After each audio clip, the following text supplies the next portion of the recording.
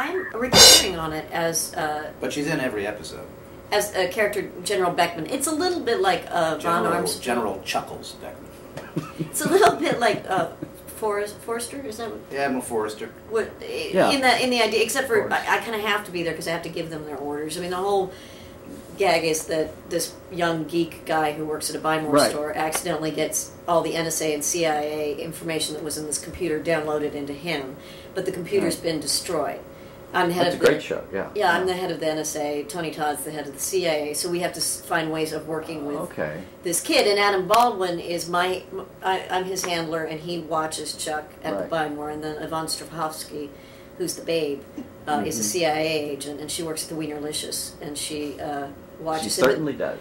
But we have to keep sending him out on missions while we're trying to figure out how to rebuild the computer so we don't have to use him anymore. Yeah. And we're also in a show called 26 Miles, which I think is a really interesting project. What is that? These guys, really gutsy, I think. They're putting up basically 6 million clams of their own money. Instead of pitching an idea to a network, they are making 6 episodes of a show with John Schneider as the lead, the guy from Smallville. Right.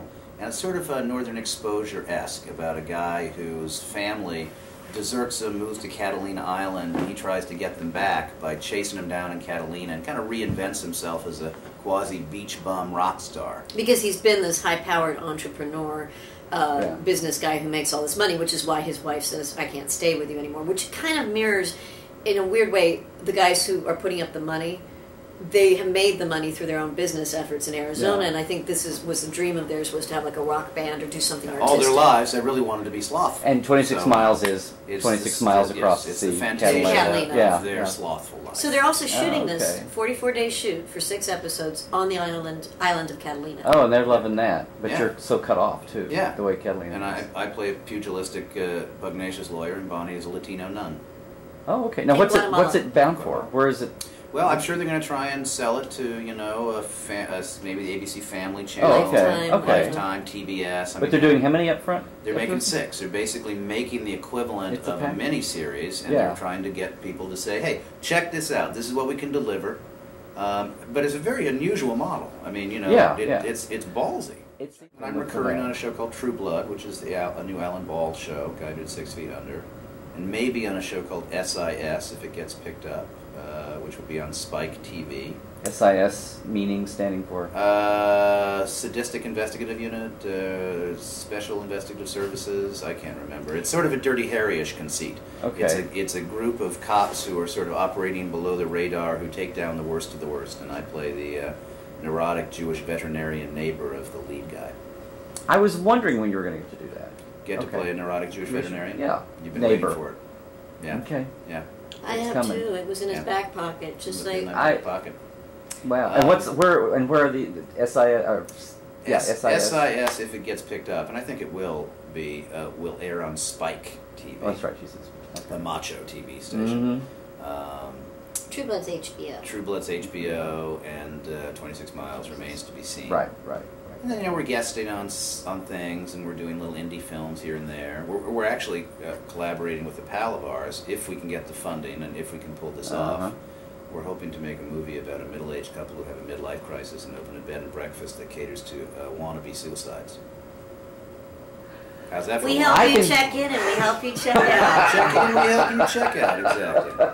I can see, So you've got the guest of the week. Yeah, it's sort of like kind of like a cross between delicatessen and arsenic and old lace. With a little Newhart thrown in. Yeah, exactly. Well, it wouldn't be a film. It'd be a very black little indie film. Black comedy. Oh, it's indie. Okay, I mean a film. Yeah. So I was trying to. I don't think we would series. off people every week, but or not, and that would be the mystery.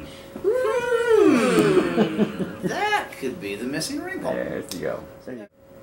I remember the night of the cast party, the announcement out on the lawn had the premiere night for the pilot of Enterprise, and I remember we had I think you were the only one after we did the red carpet and all the formal stuff, and we had a long talk, and I was just always curious to see when actors come. Everybody knows Star Trek of some stripe, but if you really knew what you were getting into, even with the show going only 4 years. I mean, what are you like? Because you've got a whole the rest of your. Oddly enough, I did kind of know what I was getting into. I mean, you know, if I didn't, you know, if you live in the culture, you understand what the phenomenon is. You certainly have heard of Star Trek conventions. You understand that there are people who are very passionate about this this society, this you know, 40 years of history. So I was cognizant, you know.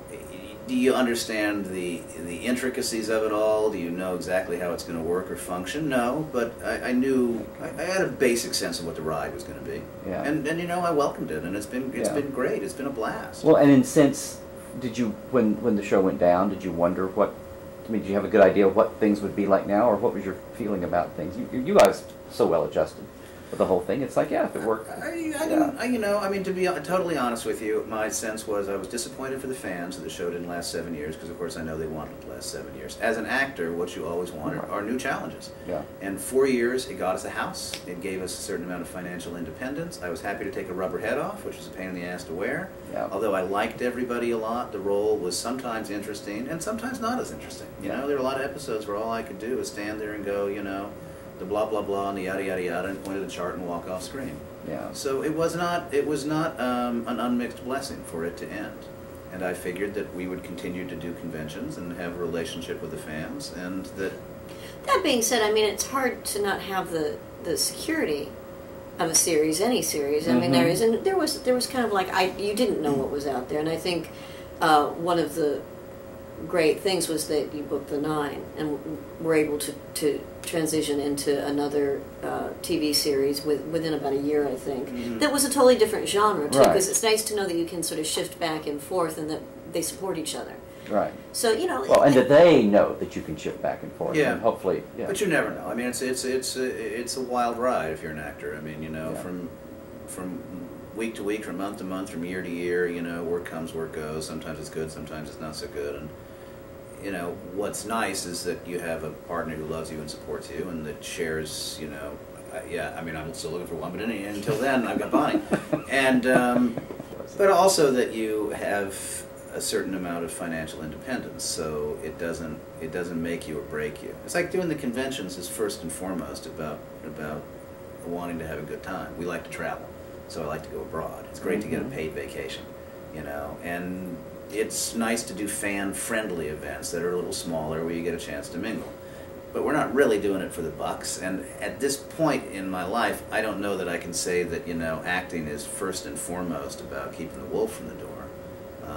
Well, wait, you came down about 13 years ago from Seattle, and I quit teaching and doing theater basically about 10 or 11 years ago.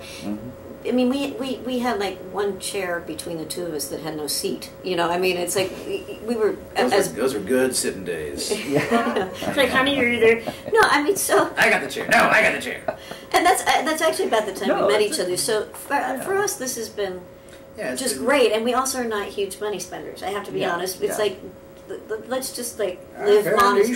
For I was going to say the fur coat's hanging in the. That's right. Yeah. I know. This is a diamond. That's right. No, so we have tried to be very modest and careful so that there isn't a huge backlash or weird sense of, oh my God, what am I going to do next? Or having to go to conventions and feel like this is actually.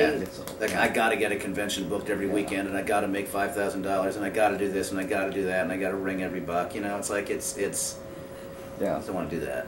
But in any case, I think we're being evicted from our hotel room, actually. This could be exciting. For all of the, it could be like a Bill O'Reilly thing or a Do they drag you out? 60 well, I or don't know. whatever. We'll see. But you know, we had a 2 o'clock checkout, and it's past 2, and there's a knock on the door, and I hear voices in the hallway. Wow, it's 5 o'clock, and that's amazing. It's 5 o'clock, and no. He's got a gun! He's got a gun, bud! He's got a gun! Jump in front of me, John. Holy cow! Oh my God! Are we evicted? Was that just the maid? It was just the maid. It's just the maid. Anyway, Maid in Dallas, or whatever. Yeah. I mean, well, guys. We had fun. The fans were so. I mean, we had fun. We drank beer and played pool all night. So, you know, I mean, I heard you. You know, you can't beat that. So. Oh, and I played pretty good pool because she well, the archaeologist gal showed me how to. She was showing me where to hit. She's really good. She was showing like interesting, like you know, if you hit the ball here, it'll go all the way over here. So I was like banking things. Doing the geometry of. It's very impressive. A little seminar right there. Very impressive. Well, guys, thank you for helping me be one of my first entries on my blog, and we'll be looking for John and Bonita. All right. Down the line. Yes. Yeah. Thanks. My pleasure.